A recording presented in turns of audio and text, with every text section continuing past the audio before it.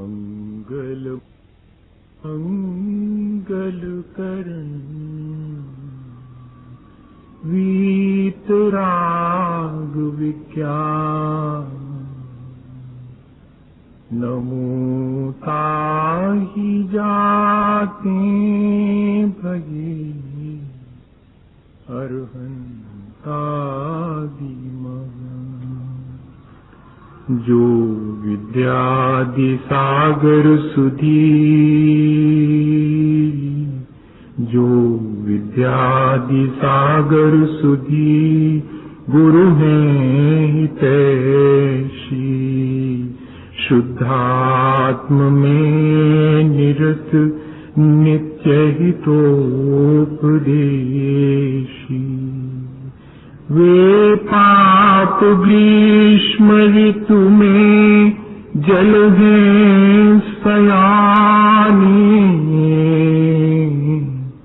पूजूं उन्हें सतत केवल ज्ञान पाने पूजूं उन्हें सतत केवल ज्ञान पाने। बोले भगवान महावीर स्वामी के, आचार्य कुंद कुंद स्वामी के, आचार्य गुरुवर विद्यासागर मुनि महाराज की।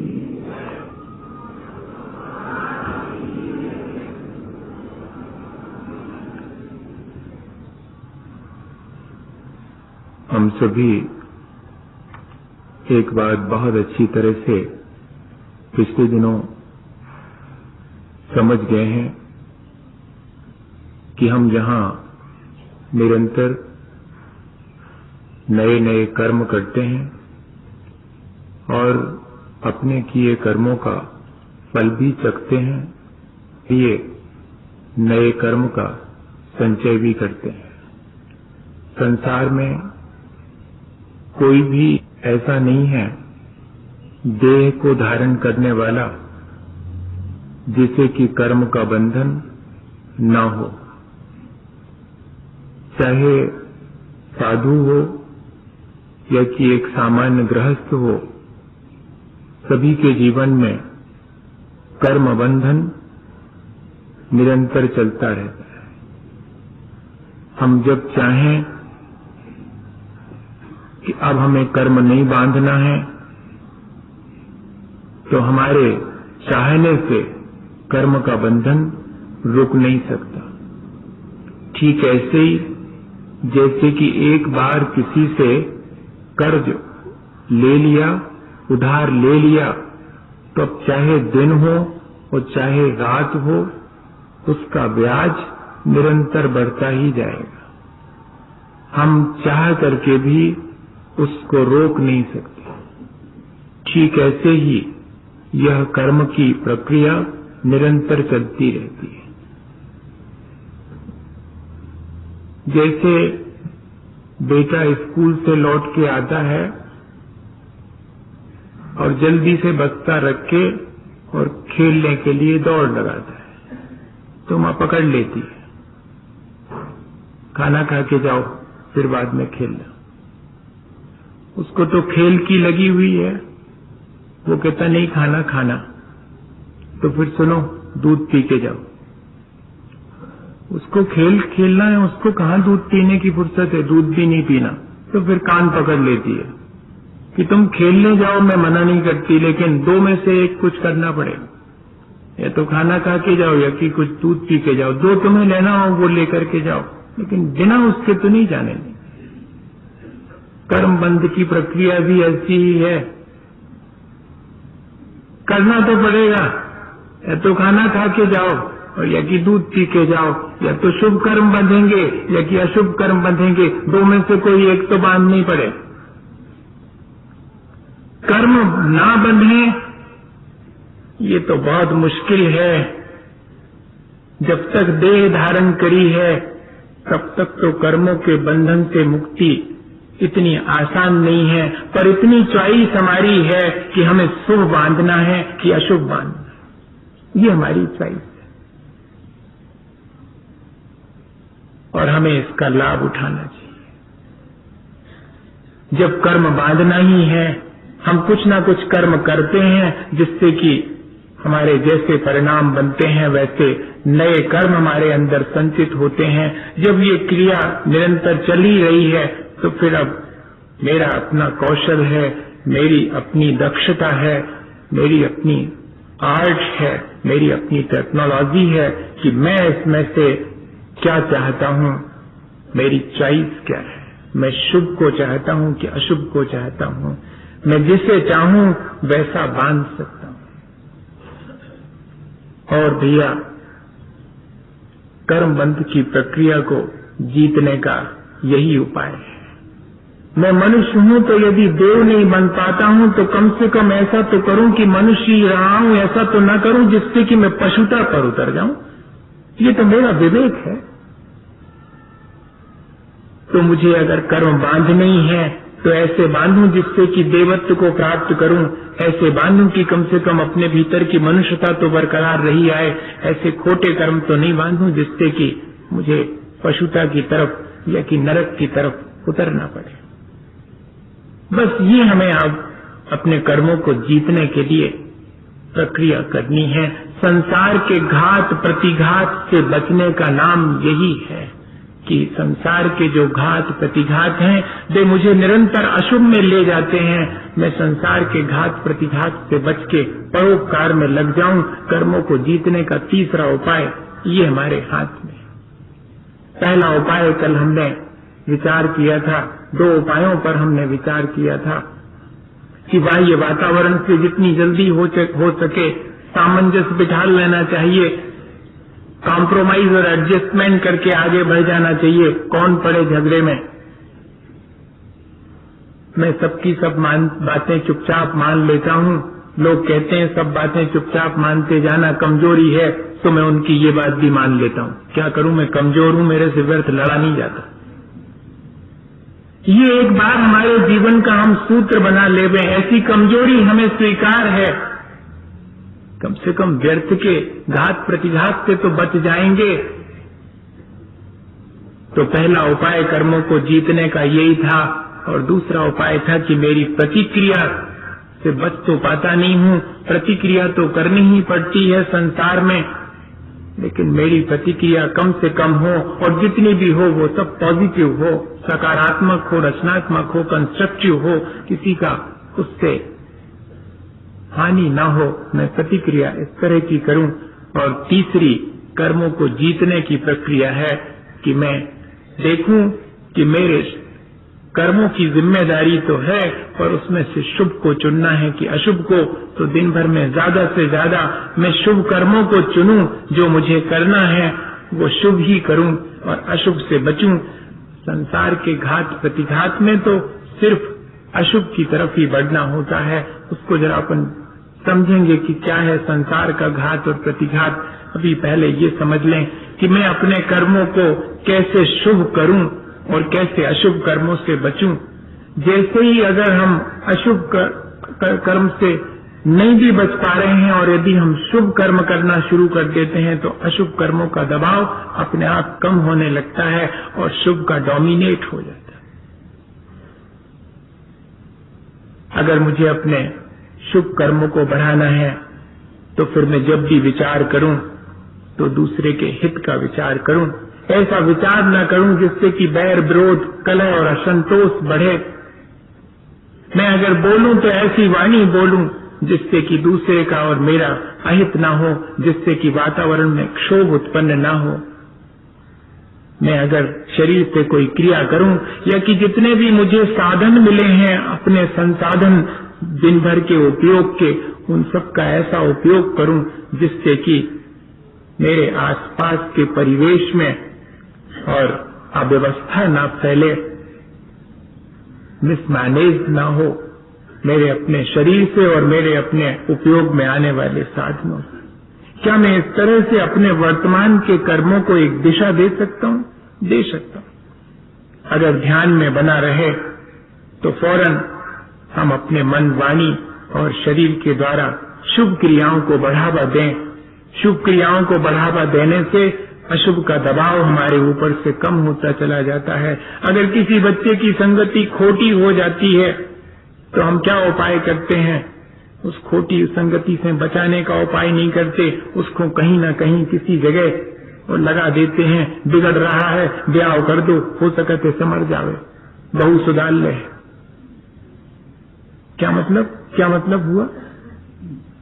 अशुभ से बचाने का एक ही उपाय है कि मैं उसको कहीं शुभ में लगा दूं, मैं उसको कहीं एंगेज कर दूं। भैया ऐसे ही जुगत अपने भीतर भी करनी पड़ेगी। अपने मन की कुटेव को सुधारने का यही उपाय है। वो तो बार बार वहीं जाता है। आचार्य महाराज ने लिखा है कि इस मन की क्या कहें, इसकी चाल तो स्वान के समान है। कितनी बढ़िया बढ़िया चीजें खिलाओ, लेकिन आखिरी में जाके नाली का पानी पीता और गंदगी खाता है। इस मन की कुटेव है, ये इस मन की चाल है। ये हमेशा अशुभ के संस्कार से ग्रसित है, इसलिए अशुभ में जाता है। उपाय उसको बचाने का यही है। अब जंजीर से बांध के तो किसी को रखा जा सकता, लेकिन मन को तो नहीं जंजीर से बांध के रखा जा सकता। तो इसको बांधने का उपाय सिर्फ यही है कि मैं इसको शुभ कार्यों में लगाए रहूं। ये सारे जो भी अपन विभिन्न अवसर आते हैं, उन सब में जो धर्म ध्यान करने की शुरुआत करते हैं, उसका उद्देश्य क्या था? अपने कर्मों को जीतने का उद्देश्य ही था कि मैं जितना ज्यादा से ज्यादा शुभ कार्यों में लगा रहूंगा, उतने ही मैं अशुभ से बच गया। घंटे भर यहाँ बैठे हैं, संसार के प्रपंच से अपने आप बच गए।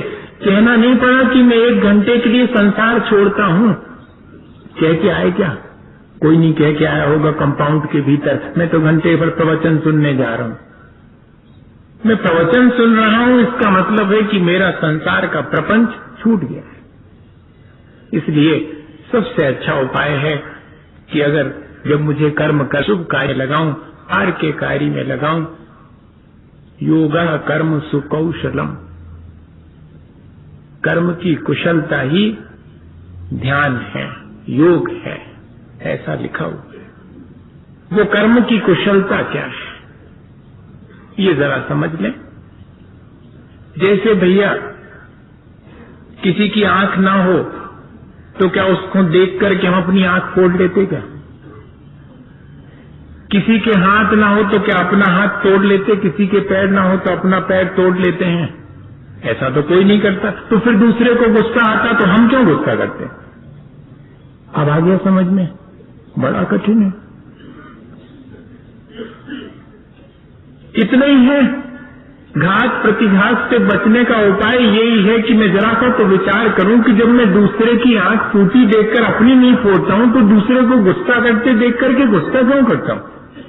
दूसरे को गाली देते देख करके मैं भी क्यों गाली देने लगता हूं? इतनी छोटी सी चीज, इस अशुभ की प्रवृत्ति से बचने के लिए ऐसा विचार अनिवार्य है कि जैसे मैं दूसरे को कुएं में गिरते देखकर स्वयं नहीं गिरता हूं, मैं तो बच जाता हूं, ऐसे ही इस संसार में सभी जीव, वरना लोगों को ये लगता है कि अरे कुछ नहीं रखा इन बातों में। इसलिए कह रहा हूं ये चीज, कुछ नहीं रखा इन बातों में। दुनिया तो कर रही है, कौन अपन नहीं अकेले कर रहे, सब तो कर रहे, कौन ही झूठ बोल रहा हूं। कल महाराज जी की बातें कर रहे तो कभी भी नहीं बोला झूठ। हाँ, ऐसा विचार आएगा मन में, कौन नहीं करता है, सब तो करते हैं।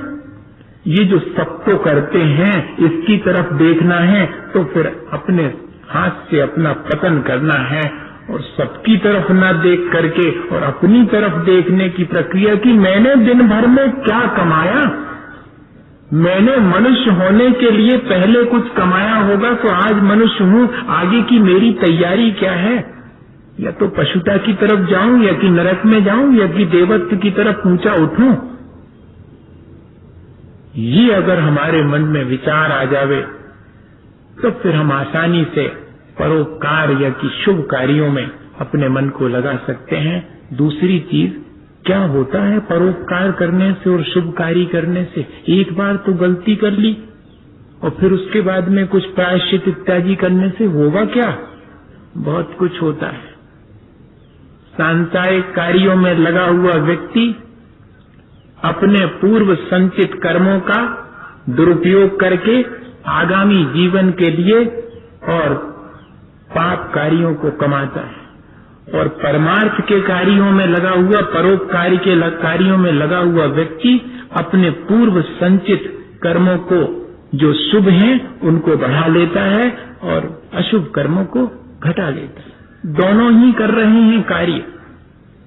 एक सांसारिक कार्य में लगा, कार्य तो किसी का नहीं रुका है। आप चाहे सांसारिक कार्य करें या कि पारमार्थिक कार्य करें, सांसारिक कार्य करने वाले को लगता जरूर है अपन को कि कितना ऐशो आराम है, तो ठीक है, आगे के लिए कर्म की स्थिति इतनी प्रबल बंधेगी और इतने समय तक के लिए बंधेगी कि अभी दिखाई नहीं पड़ेगी। अभी तो जो व्यक्ति बेईमानी कर रहा है फलता फूलता नजर आता है, इसके मायने ये नहीं है कि ये बेईमानी का फल है, ये किसी पुरानी ईमानदारी का फल है। और होता क्या है, जब हम वर्तमान में बेईमानी करते हैं, अशुभ कर्म करते हैं, तो हमारे भीतर अशुभ कर्मों की ड्यूरेशन और पोटेंशियलिटी दोनों बढ़ जाती हैं, और जितनी ड्यूरेशन होगी उतने समय के बाद वो अपना फल देना शुरू करेगा। इसलिए अभी बांधे गए अशुभ कर्म तुरंत दिखाई नहीं पड़ते, बहुत देर के बाद आएंगे। और इतना ही नहीं, दूसरा काम ये होता है कि भीतर के जो शुभ कर्म हैं वे समय से पहले उदीरित होकर के उदय में आते हैं, तो भैया फलते फूलते दिखाई पड़ते हैं। वो कर रहे बेईमानी। और एक आदमी जो कि बिल्कुल ईमानदारी से जीवन जी रहा है, उसके शुभ कर्मों को बहुत डोमिनेट वो बांध रहा है, वो देर से उदय में आएंगे, अभी शुभ उदय में नहीं आ रहा। लेकिन जो पड़े हुए अशुभ हैं उनकी उदीरना होकर समय से पहले आकर के खिल रहे हैं, तो तकलीफ में दिखाई पड़ रहा है ईमानदार आदमी जब भी तकलीफ में दिखाई पड़े तो समझना ये तो अब इसने तो अपना हिसाब चुकता करना शुरू कर दिया। और बेईमान आदमी फलता फूलता दिखाई पड़े तो समझ लेना कि संसार बढ़ रहा है, भगवान रुष्ट है और पर प्रायश्चित दे रहा है। भोग विलास की सामग्री फैला करके इसको संसार में भटका रहा है और इसकी भोग विलास की सामग्री छीन ली। अब इसका संसार अल्प रह गया, लगता है यही है। ये प्रक्रिया है। जब भी हम इस बात का विचार करें शुभ और अशुभ का, और वर्तमान को देख करके उससे मिलान करें, तो ध्यान रखना शुभ का फल शुभ ही है, अशुभ का फल कभी शुभ नहीं हो सकता और कभी शुभ का फल अशुभ भी नहीं हो सकता। ये चीज हमारे मन में हमेशा ध्यान में रहे और हम शुभ की तरफ आगे बढ़ते चले जाएं।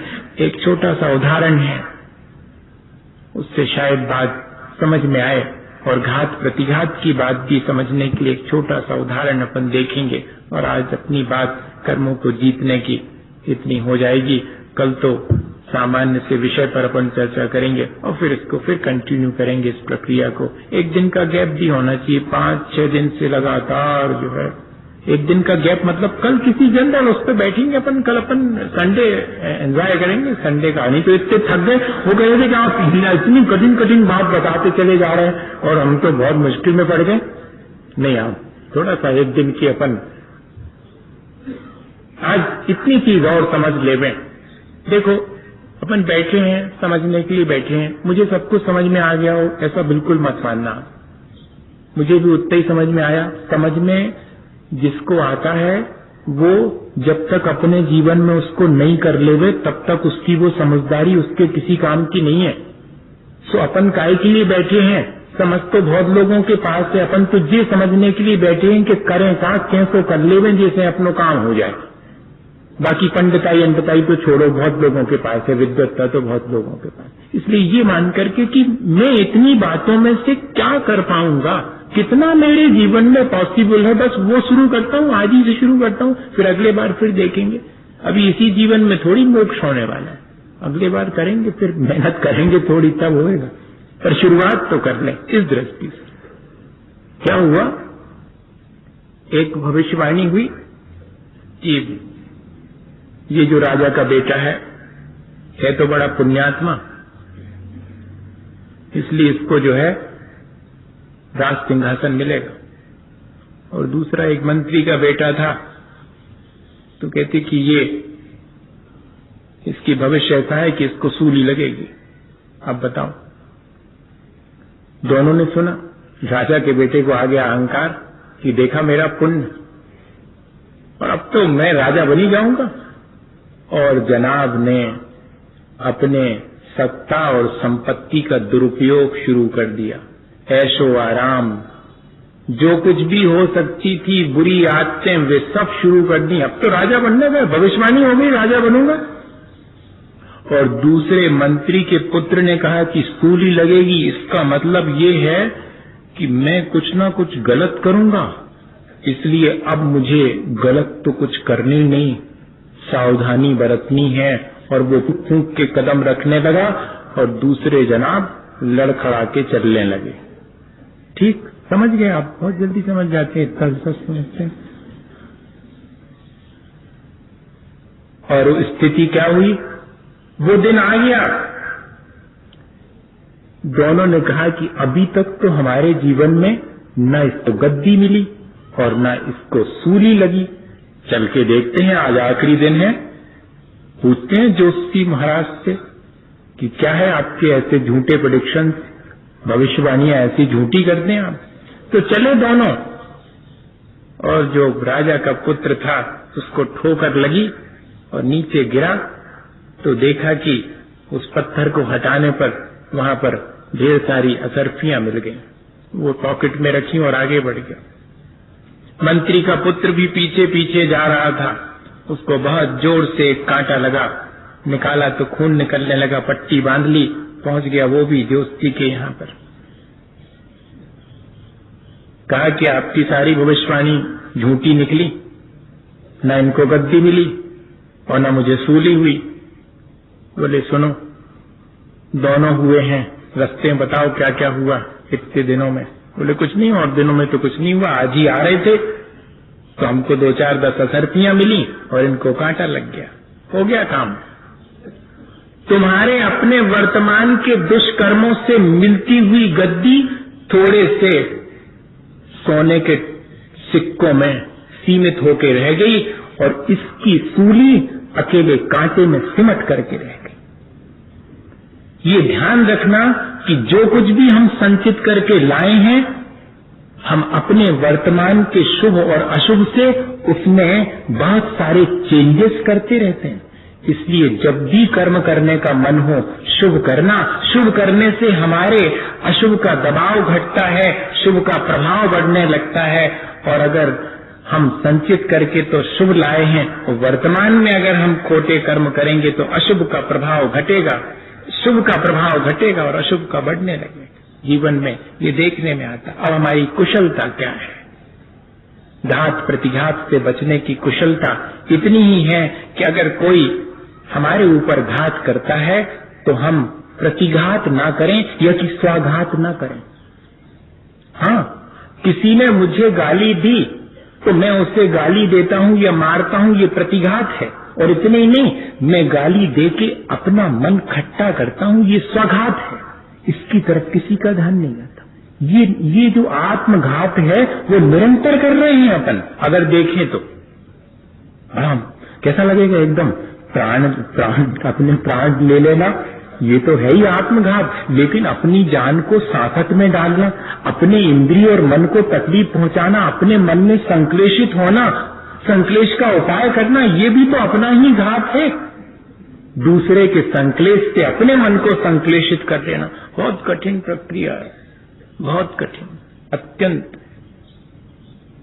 ये सबसे ज्यादा प्रतिक्रिया तो हम एक बार पॉजिटिव कर लेंगे, लेकिन कोई हमारे ऊपर घात करे और हम प्रतिघात न करें और बिल्कुल साइलेंट रह जाएं, भीतर कुछ भी ना हो, ऐसा बहुत मुश्किल। किसी ने गाली दी और हम प्रसन्न, अरे भारी ऊंची विद्या है ये, जिसको आ जाए। बाकी विद्याएं तो सबको आती होंगी, ये वाली विद्या जिसको आ जाए वो जीत गया, वो संसार से पार हो गया। और इसका एक उदाहरण कन्हैयालाल प्रभाकर मिश्र ने लिखा। ऐसा जीवन में एक सामान्य गृहस्थ के भी संभव हो सकता है। क्या मैं तो ऐसी चीजें पढ़ता रहता हूँ और मुझे लगता है कि हम लोग कितनी बातें जानते हैं, लेकिन एक सामान्य व्यक्ति इस घात प्रतिघात की प्रक्रिया से कैसे अपने को बचा लेता है उन्होंने लिखा उनके अपने जीवन की घटना कि मेरे एक अच्छे बहुत मित्र और इतने पक्के मित्र कि कोई सोच भी नहीं सकता कि दोनों में कभी आपस में कोई तकरार हो सकती है। लेकिन ऐसा हुआ कि मित्र की जीवन साथी नहीं रही और मित्र की एक ही बेटी, उसके ब्याह की चर्चा थी। जिम्मेदारी मित्र के नाते मेरी भी थी, तो मैंने अपने रिश्तेदार के बेटे से और उस बेटी के ब्याह की चर्चा चलाई और मामला कुछ खटाई में पड़ गया और हम दोनों के बीच में तकरार हो गई। घटना इतनी होता है जिंदगी में, इस तरह से बहुत होता है। और उन्होंने लिखा कि 4 लोग और जो तैयार ही खड़े थे, अगर 2 लोगों की दोस्ती हो तो ये ध्यान रखना कि 4 लोगों की आंख लगी हुई है। महिमा मृगी कौन सुकृत की विषखण खल विदवाची। महिमा और मृगी दोनों सावधान रहें। जंगल में घूमती हुई हिरनी हमेशा ध्यान रखे कि शिकारी का बाण उसका पीछा कर रहा है, और जो सुकृत कर रहा है, जो पुण्यकारी कर रहा है, वो हमेशा ध्यान रखे कि 4 खल लोगों की आंख उसके ऊपर लगी है। ये ध्यान रखना, ये संसार है। तो बोले कि वो 4 लोग पता नहीं क्या इसी का इंतजार कर रहे थे कि इन दोनों में जरा तकरार तो हो, फिर इनकी लड़ाई का मजा ले। ये इनकी दोस्ती बड़ी छनती है। हाँ, ऐसी भी है, ऐसा भी है। यही है संसार का घात प्रतिघात, इसमें हम सब शामिल हैं। और उन 4 लोगों ने बोले हमारे मित्र को ऐसा समझा बुझा दिया कि हमारे मित्र ने हमारे ऊपर काहे का कि हमारी जीवन साथी की धरोहर ये खा गए, ऐसा दीवानी मुकदमा लगा दिया। अब बोले मुझे थोड़ी तो पहले गुस्सा आई अपने मित्र पर कि इतनी वर्षों की मित्रता और एक क्षण के अंदर ये हो गया। और फिर उसके बाद हंसी आई कि अब मैंने कोई धरोहर खाई हो तो खाई, मैंने तो खाई ही नहीं, और ये व्यर्थ ही मेरे ऊपर एक देखेंगे, निपटेंगे, जो होगा देखेंगे। पर है तो मेरा मित्र। ये बात अभी भी मन से नहीं गई थी। सामने वाले के मन से चली गई हो तो चली गई, उसके मन से भी नहीं गई थी। वो तो बीच में कुछ ऐसी स्थिति बन गई। और कहते हैं कन्हैयालाल मिश्र ने कि मैं रास्ते से चला जाता था और उतने में वो मित्र जिनसे कि बहुत दिन से मिलना ही नहीं हो रहा था, आमना सामने नहीं हो रहा था, दूरी धीरे धीरे बढ़ती जा रही थी, वो सामने से आते दिखाई पड़े तो मुझे देख लिया उनने, तो बच कर निकलने लगे। बोले मैं तो बच के जाने वाला था नहीं। मैं सामने पहुंच गया और कंधे पे हाथ रखा कि अरे मैं तो सोचा कि जब अपन ने दोस्ती निभाई है तो अब दुश्मनी भी जम के निभाएंगे। देखना शब्दों का, मैं तो सोच रहा था कि दोस्ती इतनी जम के निभाई है तो दुश्मनी भी जम के निभाएंगे। अभी तो तुमने मुकदमे की शुरुआत ही की है, अभी से क्यों बच करके भाग रहे हो। हम तो ये सोच रहे थे कि अच्छे जम के मुकदमा भी लड़ेंगे, और जिस मान लो तुम्हें जेल हो गई तो तुम्हारा और तुम्हारी जी का दोस्ती के नाते हम ध्यान रखेंगे, और अगर हमें जेल हो गई तो जब हम जेल से छूटे तो सबसे पहले दोस्ती के नाते तुम ही मिलो। अब देखो आप, ये विचारों की श्रेष्ठता देखो, ये घात प्रतिघात से बचने की प्रक्रिया देखें आप, बहुत सांसारिक प्रक्रिया। कहते हैं इतना सुनते ही वे मित्र हाथ पकड़ लिया उनने, कहते घर चलो, यहां नहीं, रास्ते में नहीं। वो बोले हमें घर ले गए, और घर ले जा करके बिठा करके, और मेरे मना करते करते भी वो मेरे पैरों पर सिर रख करके फूट फूट के रोए। और उस दिन का दिन है कि आज का दिन कि कहाँ का मुकदमा और कहाँ की दुश्मनी, फिर से ज्यों के त्यों दोनों जन बड़े प्रेम से अपना जीवन जीते हैं। भैया संसार में कर्म अगर करना है तो कर्म कैसे करना है, इसकी कुशलता अगर हमें आवे तो हम कर्मों से मुक्त हो सकते हैं। हम अशुभ कर्मों से बचें और जितना बन सके उतना शुभ कर्म परोपकारी कार्य करें। अगर कोई हमारे प्रति हार भी करे तब भी हमारी सज्जनता है कि हम उसके प्रति सद्भावना और सद्व्यवहार अपना बनाए रखें, तो जीत हमारी है। वरना तो यहाँ सब हारे हुए हैं और हमेशा से अपने कर्मों से हारते आए हैं। एक मौका तो अपने जीवन में ऐसा भी लेना चाहिए कि अब हम नहीं हारें, कर्म हमसे हार जावें। हम ऐसे कर्म करें कि अपने किए हुए पुराने कर्मों को हम हरा दें और अपने आप की जीत हासिल कर लें। ऐसी स्वतंत्रता हमारी है कि हम कर्म करने में भले ही स्वतंत्र ना हो, लेकिन कर्मों को कैसे करना है, भले करना है कि बुरे करना है, इसमें तो हमारी अपनी स्वतंत्रता है। इसी भावना के साथ कि हम कर्मों को जीतने की इस प्रक्रिया को अपने जीवन में जितनी बनेगी उतनी करेंगे। बोलिए आचार्य गुरुवर विद्यासागर मुनि महाराज। हे गुरुवर शाश्वत सुख दर्शक, यह नग्न स्वरूप तुम्हारा है। जग की नश्वरता का सच्चा दिग्दर्शन करने वाला है। जब जग ऋषियों में रट पट कर गाफिल निद्रा में सोता हूँ, अथवा वह शिव के निष्कंटक पथ में विषकंटक बोता हो। आसनिशा सन्नाटा वन में वनदारी करते हो, तब शांत निराकुल मानस तुम तत्वों का चिंतन करते हो। करते तप शहर नदी तट पर सर्वल वर्षा की घड़ियों में समतारस पान किया करते, सुख दुख दोनों की घड़ियों में।